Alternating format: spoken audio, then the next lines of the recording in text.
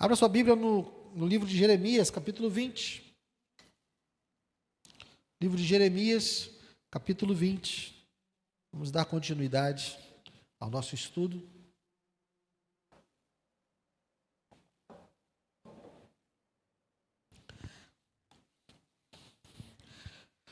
Vamos ler do verso 1 ao verso 18. Jeremias, capítulo 20.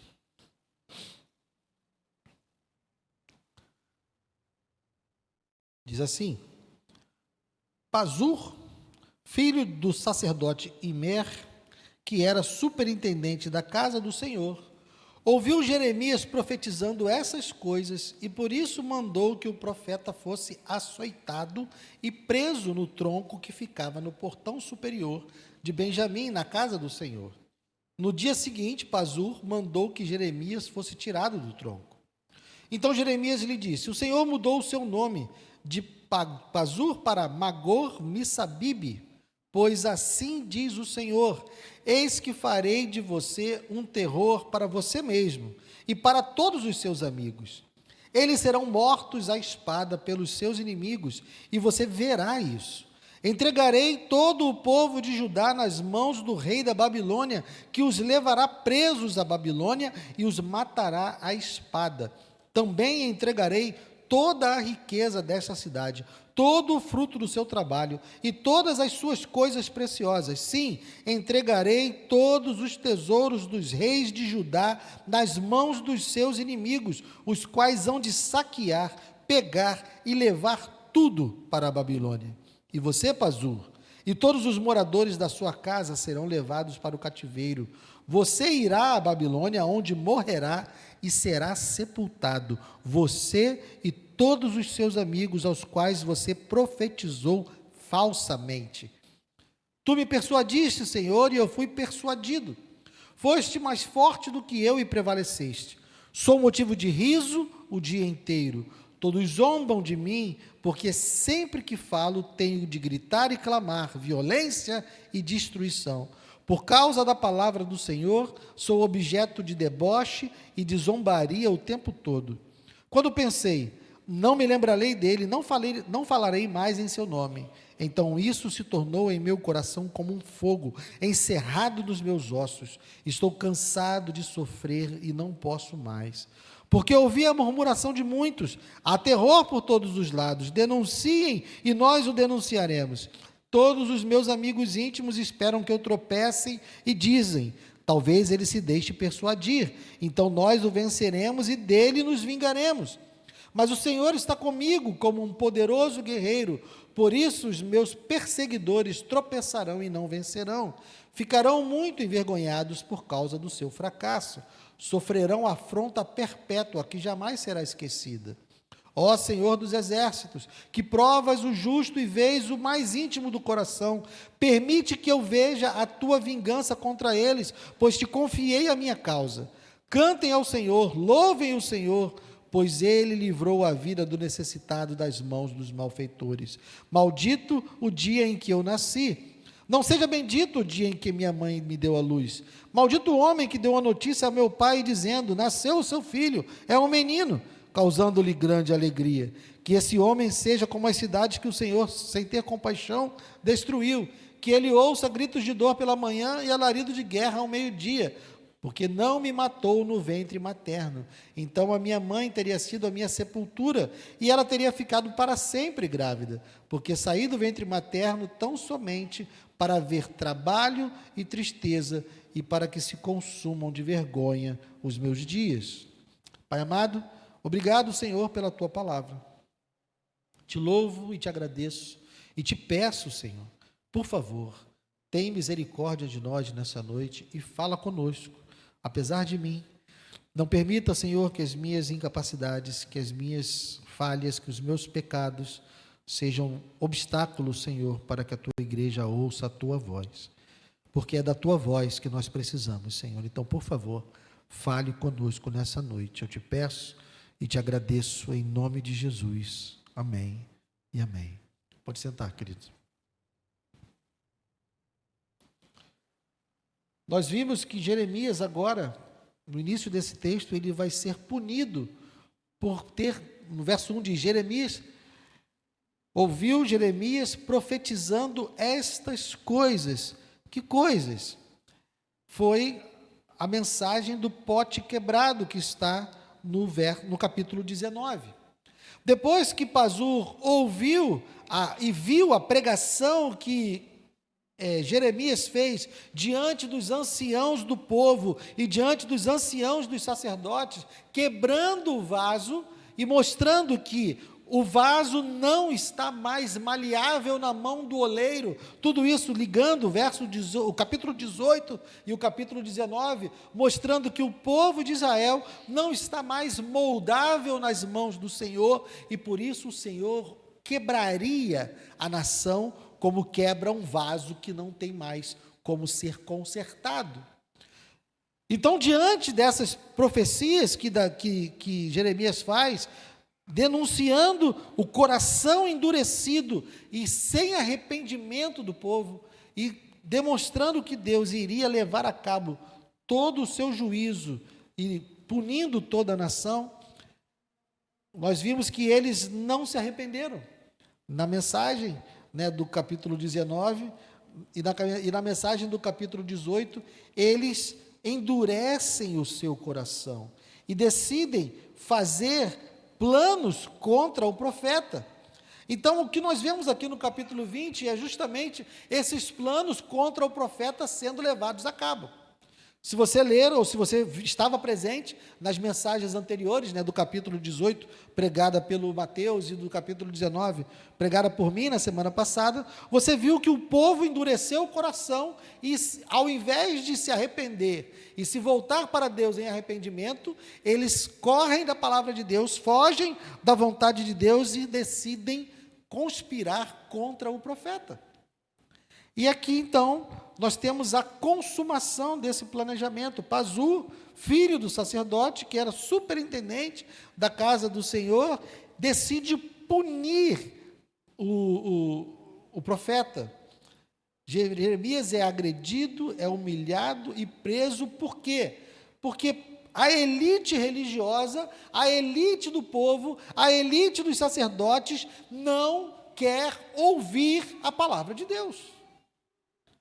Jeremias está ali como um representante de Deus, ele está trazendo a verdade de Deus, mas Pazur não está numa cruzada individual.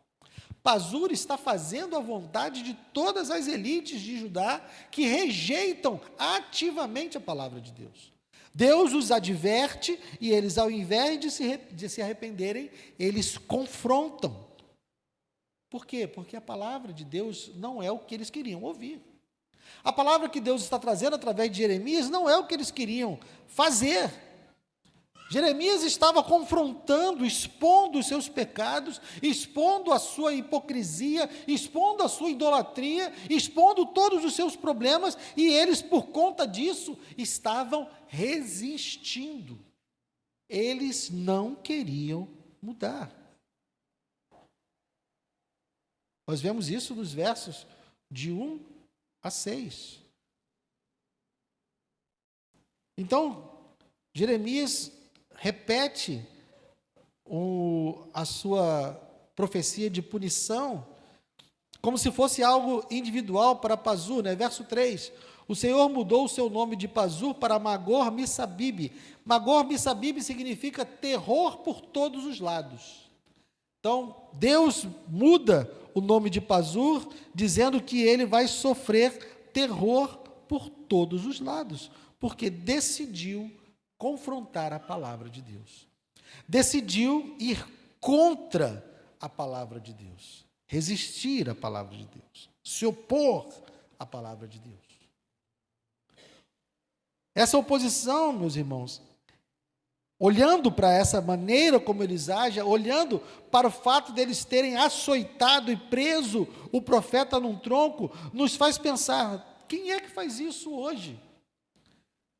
Hoje nós pregamos a palavra e aqui nós não temos ninguém sendo açoitado e preso no portão. Aqui não, mas há lugares que se corre esse risco ainda.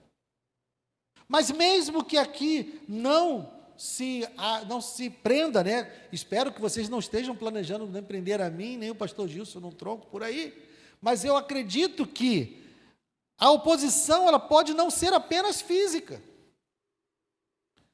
Nós podemos nos opor à palavra de Deus em desprezo. Nós podemos nos opor à palavra de Deus em zombaria, em tentativas de silenciar a voz de Deus, não querer ouvi-la. Nós já vimos isso acontecer no capítulo 6, verso 10. Volte um pouquinho aí, deixe marcada, né, na sua Bíblia, mas volte um pouquinho no capítulo 6, verso 10.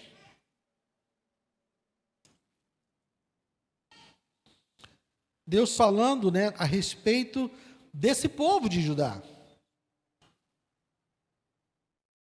6, verso 10. A quem falarei e testemunharei para que ouçam? Eis que os seus ouvidos estão incircuncisos e não podem ouvir. Eis que a palavra do Senhor é para eles objeto de deboche, não gostam dela. Pode voltar. Então veja, se opor à palavra de Deus nem sempre é termos uma reação violenta.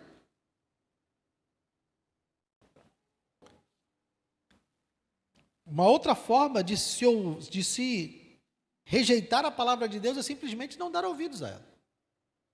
Ouvir o que Deus quer e continuar vivendo como nós queremos. Tudo isso é uma maneira de se opor e que é equivalente. Eu sempre brinco, né? Não sei se vocês já me ouviram contar essa história, mas eu brinco quando eu estou conversando com o pastor sobre as expectativas que nós temos a respeito da pregação, do ensino. Então eu brinco que são números tirados da minha cabeça, tá, gente? É uma brincadeira. Mas eu digo o seguinte: numa audiência de 400 pessoas, 200 ouvem o que você disse e 200 não conseguem prestar atenção. Dessas 200 que prestaram atenção, 100 entenderam o que você disse e 100 não entenderam. Dessas 100 que entenderam, 50 concordaram e 50 não concordaram com o que você disse. Das 50 que concordaram, 25 decidiram, vou fazer. E os outros 25 disseram, não vou fazer. Então, nós que estamos à frente do ensino, nós que estamos pregando a palavra de Deus, nós temos essa visão que Jeremias está tendo, que embora vocês não estejam me pregando no madeiro, não estejam me açoitando na rua, mas grande parte da audiência não vai colocar em prática aquilo que foi ensinado no púlpito. Grande parte das pessoas que ouvem os ensinos da palavra de Deus, simplesmente ouvem e saem daqui vivendo exatamente do mesmo jeito. Continuam com os mesmos valores, com os mesmos hábitos, com as mesmas coisas. E isso é desprezar a palavra de Deus. Isso é a mesma coisa que açoitar Jeremias. Porque na prática não tem diferença.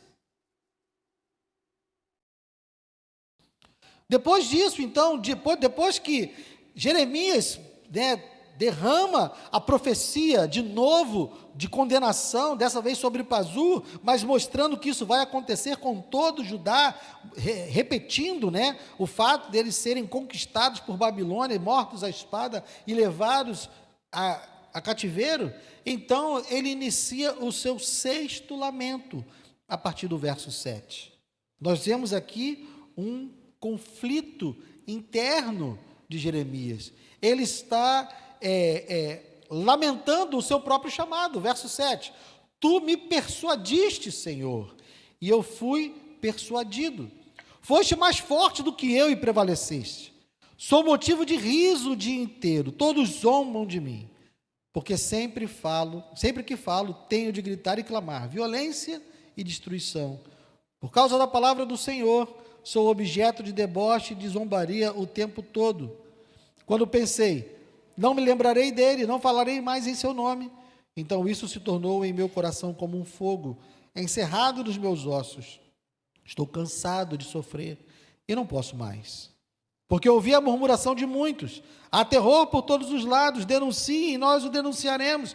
Todos os meus amigos íntimos esperam que eu tropece e dizem, talvez ele se deixe persuadir, então nós o venceremos e dele nós nos vingaremos. Vejam que esse trecho está muito ligado com o próprio chamado do profeta. Ele está aqui acusando Deus, o Senhor não me deu alternativas. O Senhor me trouxe para cá. Vamos lá, capítulo 1, a partir do verso 5. Volte um pouquinho aí, capítulo 1.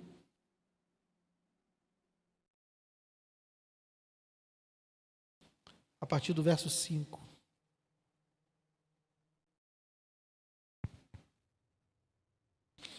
Vamos ler a partir do 4. A palavra do Senhor veio a mim dizendo, antes de formá-lo no ventre materno eu já o conhecia, e antes de você nascer eu o consagrei, e o constituí profeta às nações. Então eu disse, Senhor Deus, eis que não sei falar, porque não passo de uma criança. Mas o Senhor me disse, não diga não passo de uma criança, porque a todos a quem eu enviar você irá, e tudo que eu lhe ordenar você falará. Não tenha medo de ninguém, porque eu estou com você para livrá-lo, diz o Senhor. Depois o Senhor estendeu a mão e tocou na minha boca e o Senhor me disse, eis que ponho as minhas palavras na tua boca. Veja, hoje eu o constituo sobre as nações e sobre os reinos, para arrancar e derrubar, para destruir e arruinar, e também para edificar e plantar. Então aqui, Jeremias, no capítulo 20, verso 7, a partir do verso 7, Jeremias está lamentando o fato de Deus ter escolhido ele. Porque ele entende que está sofrendo por estar fazendo a vontade de Deus. No verso 9 ele diz, olha, não me lembrarei dele, não falarei mais em seu nome. É como se ele dissesse, vou abandonar tudo. Vou abandonar esse ministério, vou sair, mas o que acontece? O seu coração fica como um fogo, porque a palavra de Deus fica queimando no seu interior, e ele precisa cumprir o seu propósito, ele precisa obedecer a Deus. Existe um conflito interno em Jeremias, por quê? Porque o seu chamado é doloroso, o seu chamado é um chamado desconfortável. Ele gostaria de estar vivendo uma vida como a de todo mundo. Ele gostaria de estar desfrutando aquilo que todo mundo estava desfrutando. Obedecer a Deus era algo que trazia para ele angústia e sofrimento. Então ele clama a Deus. Percebam, meus irmãos, que esse conflito interno é uma parte legítima da vocação. Todos aqueles que são chamados por Deus experimentam esses choques entre a vontade de Deus e os nossos desejos. Não é exclusividade de Jeremias. Moisés, quando foi chamado, ele queria ir. Deus, sou pesado de língua. Senhor, eles não vão. E aí Deus precisou dar uns berros lá com Moisés, para Moisés ouvi-lo e cumprir o seu chamado. Por quê? Porque era desconfortável. Moisés estava confortável, vivendo a vida dele, com a família dele, muito tranquilo, e sabia que ao responder o chamado de Deus, essa tranquilidade iria acabar. E ele não queria que a tranquilidade se acabasse. Ele obedeceu, mas a tranquilidade acabou. Jonas não queria ir para Nínive. Eu não quero ir. Eu estou vivendo aqui tranquilo, o Senhor está me mandando para uma nação inimiga, para profetizar para eles, e eles vão se arrepender. Eu não quero fazer isso. Mas foi. Porque obedeceu a Deus e cumpriu a sua missão. Jeremias está cansado de carregar a palavra, mas ele continua obediente. E pense, meus irmãos, você pode pensar, mas você falou de Moisés, você falou de Jonas, você está falando de Jeremias. Mas, meus irmãos, lembrem-se de Cristo no Getsêmani. O próprio Filho de Deus, diante do chamado e da obediência de Deus, ele no Getsêmani diz, Senhor, se possível, Pai, se possível, passa de mim esse cálice. Ele também não queria. Ele, se tivesse alternativa, se pudesse haver outro meio, nem mesmo Cristo teria passado pela vontade de Deus. Ele obedece, ele diz: contudo, seja feita a tua vontade. Mas ele deixa claro que há um conflito, porque ele sabe que o chamado de Deus demanda sofrimento. O chamado de Deus demanda dor, angústia. Meus irmãos, se nós nunca experimentamos esse conflito, tem algo errado. Se você está vivendo a sua vida com Deus completamente confortável, se a sua vida não demanda, se o seu chamado com Deus não demanda nenhum tipo de conflito entre o que Deus quer e o que você quer, tem algo errado. Porque a vontade de Deus normalmente vai de encontro à nossa vontade. Quem me conhece sabe que eu não estaria aqui se não fosse por obediência a Deus. Eu estaria morando lá em João Pessoa, na beira da praia, aposentado, indo para a praia todo dia, indo para a igreja só no domingo à noite, né? Sentado lá no banquinho, assistindo uma boa mensagem, né? Sendo enriquecido com a pregação de alguém, para no dia seguinte esperar o sol e ir para a praia de novo. Era isso que eu faria, meus irmãos, se fosse para fazer a minha vontade. Mas eu estou aqui. Não é o meu lugar de conforto. Não é o que eu planejei para a minha vida. Mas é o que Deus quer. Então aqui estou. Não estou reclamando, meus irmãos. Eu só estou dizendo a vocês que o chamado de Deus nos coloca em conflito. E se você não está vivendo um conflito, você precisa entender, buscar em Deus, saber por que não há um conflito na sua vida. Por que não há uma dor? Porque se todos os homens que foram chamados por Deus, se todas as pessoas que Deus deu uma tarefa, deu um chamado, deu uma missão, tiveram esse conflito, por que eu não tenho? Por que a minha vida está tão confortável? Será que é porque eu estou fazendo o que eu quero? Será que é porque eu estou dando prioridade à minha vontade e por isso não há conflito no meu coração? Investigue o seu coração, porque esse conflito é um conflito legítimo no coração, não somente de Jeremias, mas houve no coração de Moisés, houve no coração de Jonas, houve no coração de Paulo, houve no coração de Cristo. Mas depois que ele dá essa declaração, ele tem um momento de louvor. Versos 11 a 13, mas o Senhor está comigo, como um poderoso guerreiro, por isso os meus perseguidores tropeçarão e não vencerão. Ficarão muito envergonhados por causa do seu fracasso, sofrerão afronta perpétua que jamais será esquecida. O Senhor dos exércitos, ó Senhor dos exércitos, que prova o justo e vês o mais íntimo do coração, permite que eu veja a tua vingança contra eles, pois te confiei a minha causa. Cantem ao Senhor, louvem o Senhor, pois ele livrou a vida do necessitado das mãos dos malfeitores. Jeremias, em meio ao seu conflito interno, em meio a essa angústia que confronta o seu conforto com o chamado de Deus, ele se volta para o Senhor e entende que o mesmo Deus que o chamou também disse que o protegeria. Lá naquele chamado que nós lemos, né, capítulo 1, verso 5 a 10, Deus disse que o colocaria para pregar e para anunciar, mas disse que ele próprio iria guardá-lo. E Deus confirma, guardando ele, não livrando ele de todas as dores, porque Deus disse que ele passaria por essas angústias e por essas dores, mas Deus está preservando a sua vida e não deixando que os inimigos prevaleçam sobre ele. Então vejam, Jeremias, mesmo no meio desse conflito, mesmo no meio dessa dor, uma dor que continua, né, a partir do verso 14, ele entende que Cristo, que Deus, o guerreiro poderoso, está sustentando a sua missão. No verso 14 a 18, ele volta a fazer menção ao seu chamado, porque ele diz, né, maldito o dia em que eu nasci.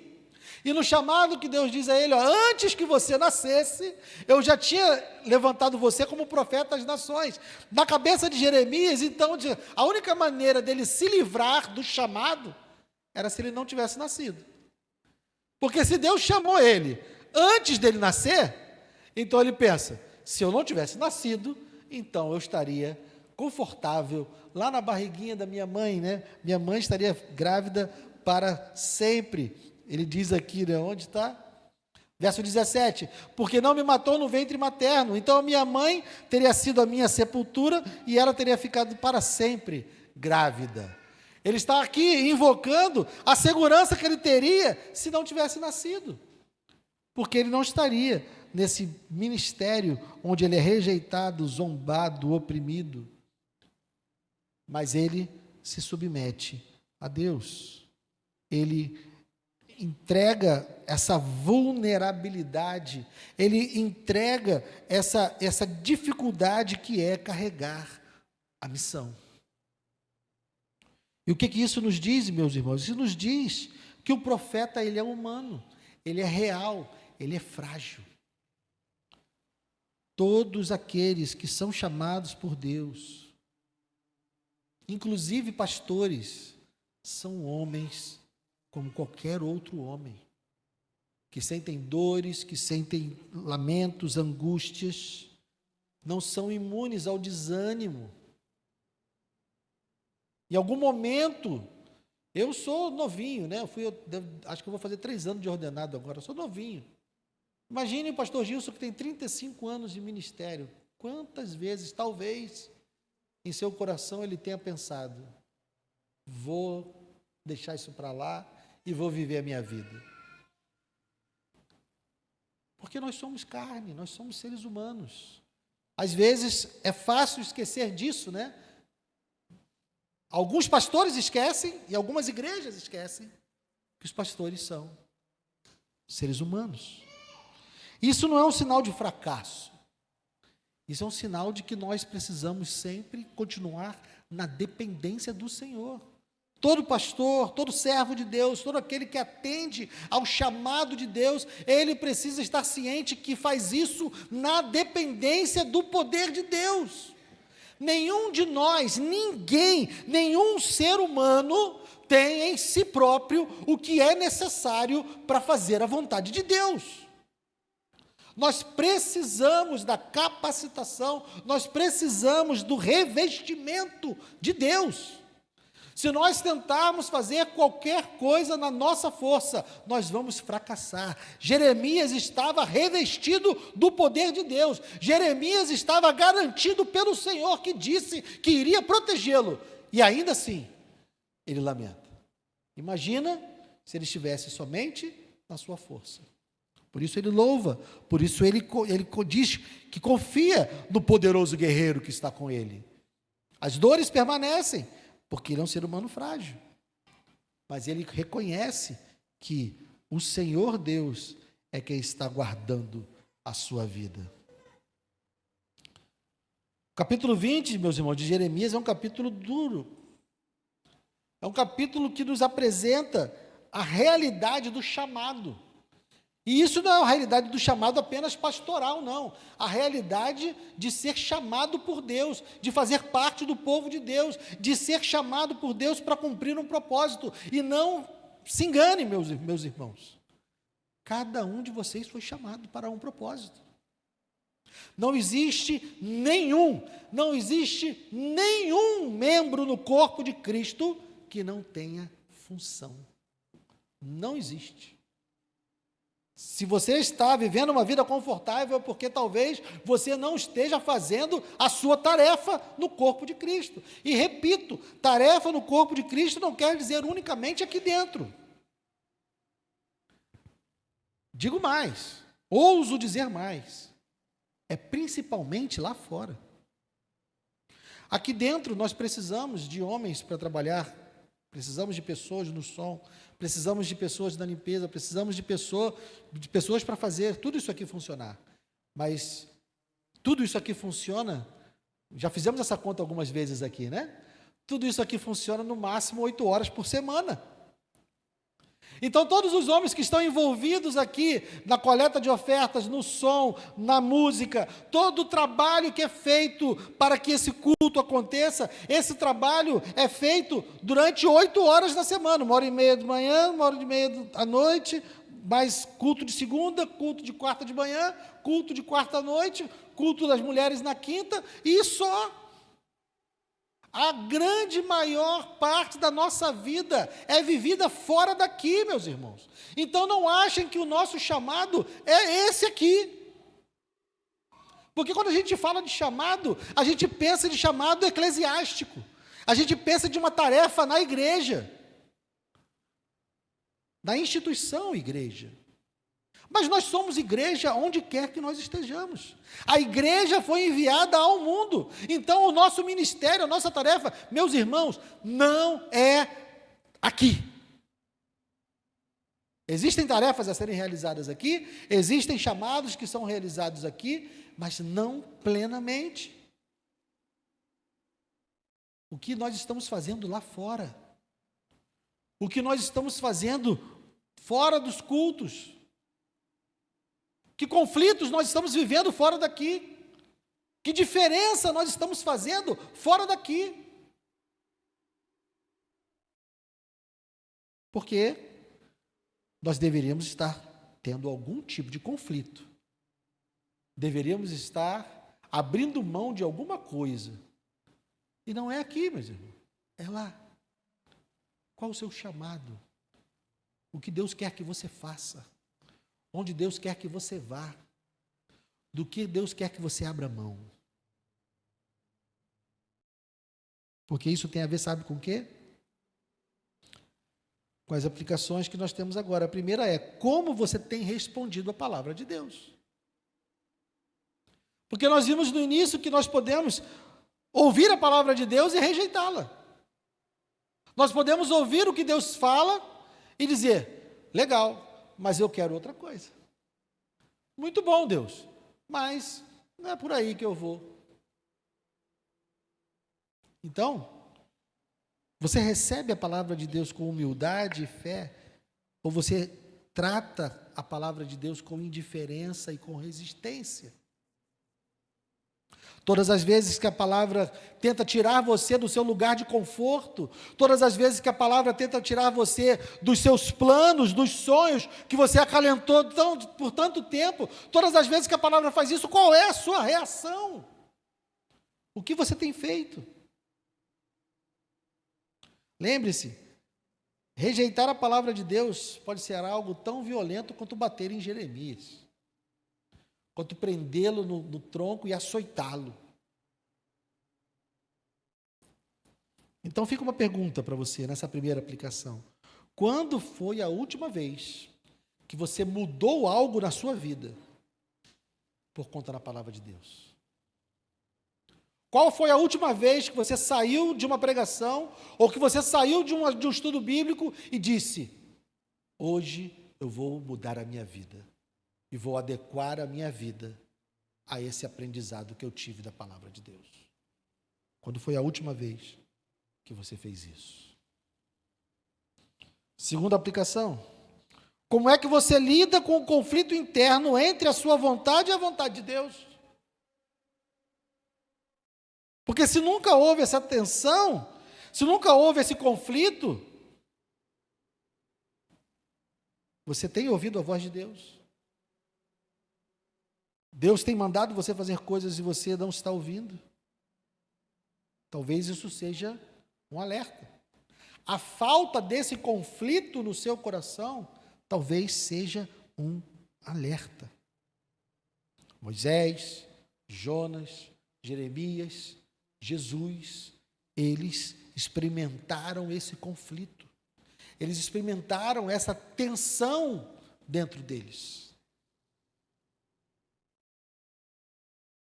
Tem alguma área que você sabe que Deus requer de você, mas que você continua relutando em deixar, em entregar?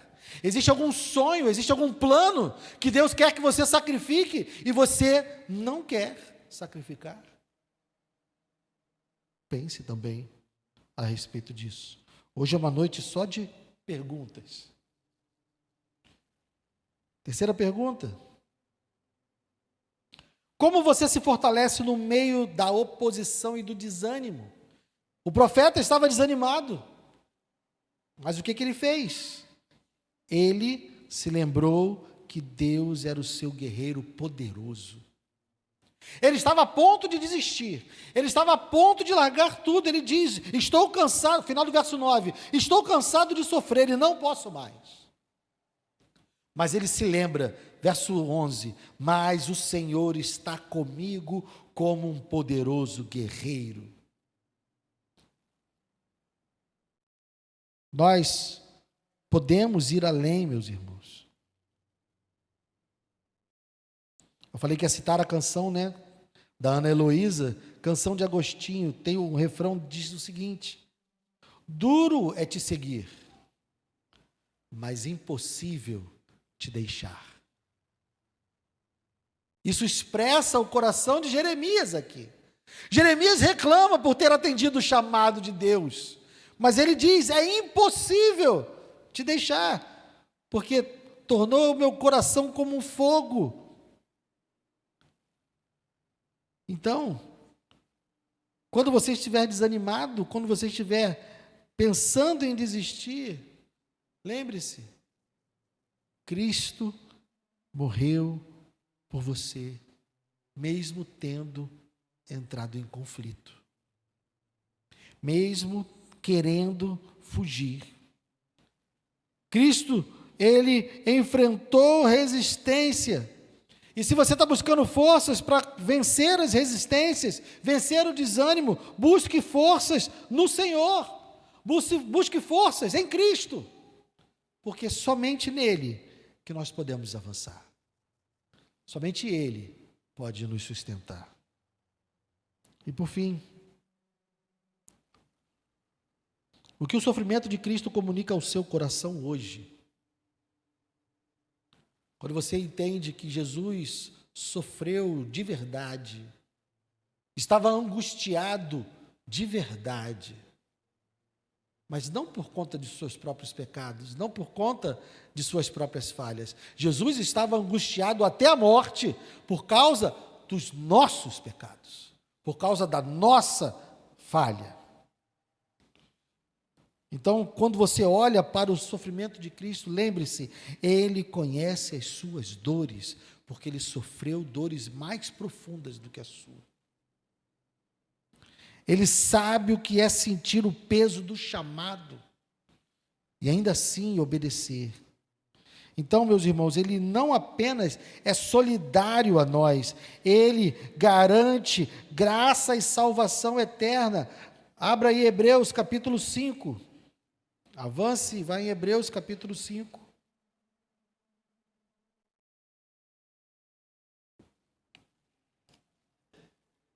Versos 8 e 9.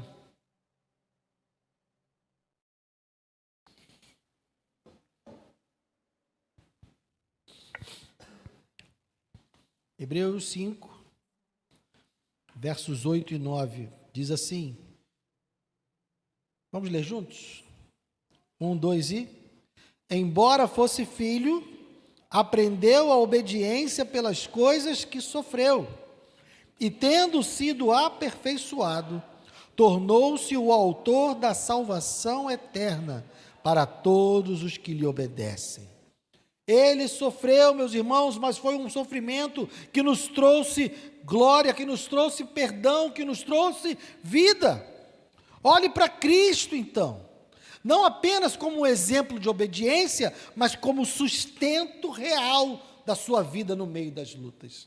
Ele é um exemplo de obediência, mas se você ficar só como exemplo e tentar obedecer na sua própria força, vai fracassar.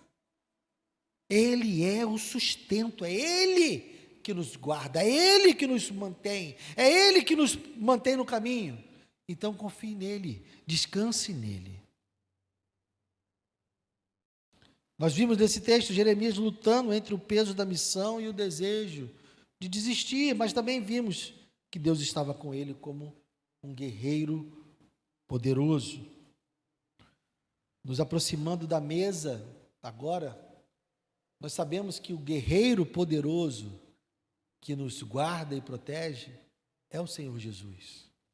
Ele é o Senhor, Ele sabe o que é angústia, porque a alma dele se angustiou até a morte. Ele também conheceu o conflito entre a vontade humana e a vontade do Pai.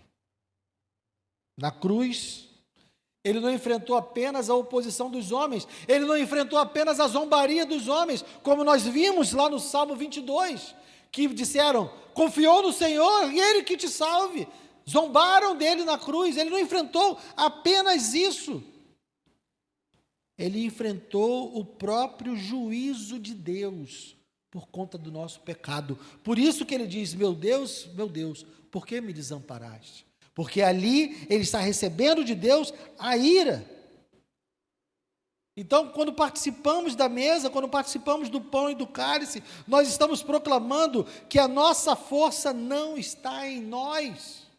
Quando participamos da mesa, nós nos lembramos de uma aliança que foi feita não no nosso sangue, mas no sangue do Cordeiro, no sangue de Cristo, não na nossa força, não na nossa obediência, mas na força de Cristo, na obediência de Cristo. Essa aliança foi feita na obediência de Cristo, porque Ele nos amou e se entregou por nós. Por isso, ela é inquebrável. Vamos participar da mesa, meus irmãos, com fé e com gratidão. Não porque a gente ignora o peso do juízo de Deus, mas porque nós entendemos que Ele quis nos salvar e nos livrar desse juízo. Amém?